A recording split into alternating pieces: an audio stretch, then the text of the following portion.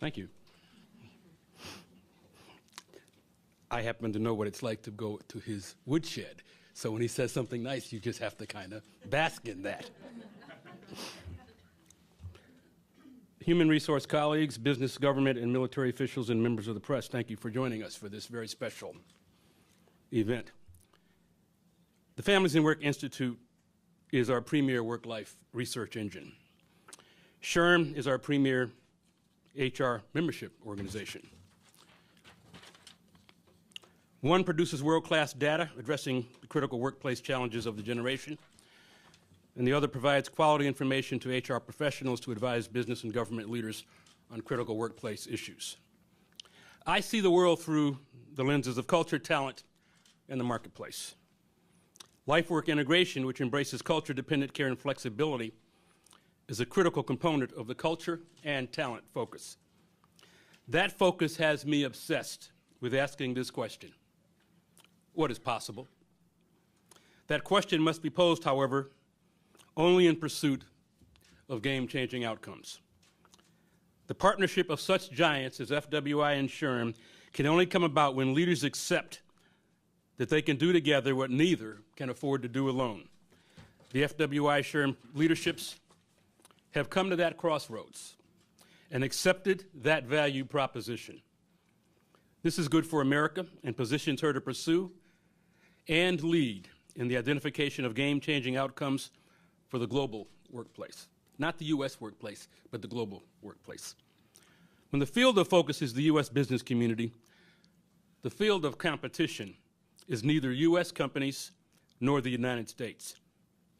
It is wherever work gets done to impact and influence the global marketplace. And I keep making that point because when you see a global company, understand that even if they're headquartered here, the majority of their revenue comes from someplace else.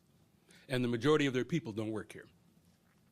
The entire purpose of the FWI-SHRM partnership, the entire purpose, I don't care what they tell you, the entire purpose is talent management. Wherever U.S. enterprises are managing people, we must excel. We can't be average. We must excel. We must do three things to unleash the talent of our workforce. First, we must define the terminology. Flexibility is not an accommodation or a favor. It is first the linchpin of the employee management partnership. Second, it is the key tool in the pursuit of productivity, morale, and retention. It is distinctively not a barrier to those goals. And third, flexibility is the core of our workplace currency. Currency. But more about that in a moment. The second thing we must do to unleash the talent of our workforce is to understand that the flexibility discussion is all about all workers, not just women. To quote Ellen, let's not make assumptions about men at home the way we have about women at work. The third thing we must do to unleash the talent of our people is to treat flexibility as a strategic survival tool in a global workplace. Brent talked about that. As such, treating it as our workplace currency is strategic, is critical. Our people have two things to give us, their talent and their time. Control over that time is up for negotiation. With workplace demands ascending and resources to compensate declining, flexibility is the currency of exchange. Talent and skill in exchange for how, where, and when they are deployed.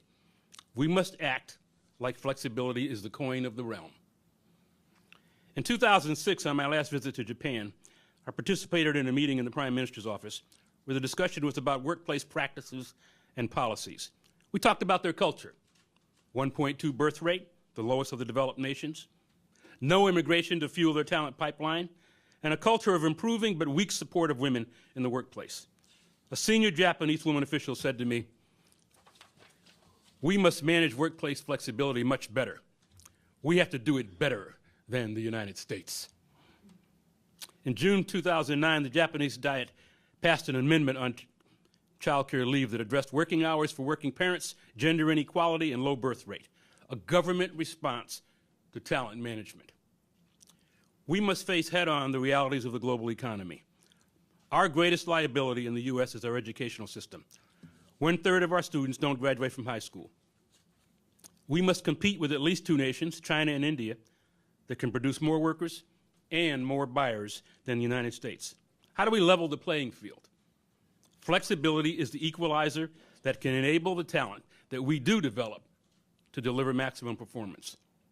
Why the FWI-SHRM partnership? I have heard Admiral Mullen in other venues talk about the concept of service to America. This partnership is anchored in that concept of service. This partnership is a contemporary response to the challenge issued to America on January 20th, 1961, when during his inaugural address, President Kennedy said, "And so, my fellow Americans, ask not what your country can do for you, ask what you can do for your country." This partnership is a response to America's call for help. It is a response to the premier workplace challenge of this generation, talent management. It is recognition that the jobs of today and tomorrow are not an entitlement. Jobs, wherever they exist, anywhere in the world, are not destined to be ours. This partnership is recognition that it is not predetermined that the U.S. workforce will be superior to those of other nations, democracies or not. This partnership is anchored in the understanding that leaders, business and military, want to win. They want HR advisors who give advice to help them win. When it comes to tools, lowest cost, highest impact is always the goal. Flexibility equals lowest cost, highest impact, while it is also the greatest contributor to workplace performance, morale, and retention. Every leader's goal is to put his or her team in a position to win.